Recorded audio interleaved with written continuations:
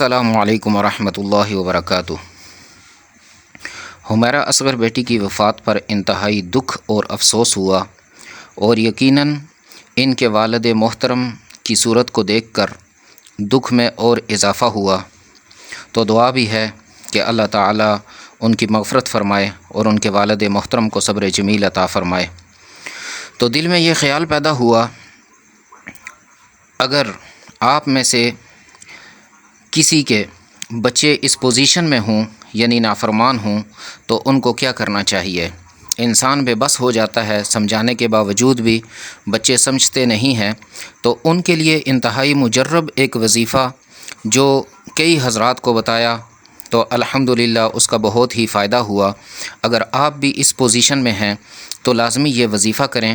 21ویں پارے میں سورہ الف لام میم سجدہ، اس کو آپ نے پڑھنا ہے، یعنی 7 دفعہ آپ نے پڑھنا ہے، چاہے اکیلے بیٹھ کے پڑھیں اور چاہے گھر کے چند افراد کو بٹھا کر 7 بندے بیٹھ جائیں تو 7 دفعہ پڑھ لیں۔ چند ہی روز انشاءاللہ العزیز آپ یہ 7 مرتبہ الف لام میم سجدہ صورت مکمل پڑھیں گے تو انشاءاللہ العزیز بہت جلد اس کے فوائد آپ دیکھیں گے۔ اللہ تعالیٰ امت مسلمہ کی ہر بیٹے اور بیٹی کو اپنے ماں باپ کا فرمانبردار بنائے، آمین۔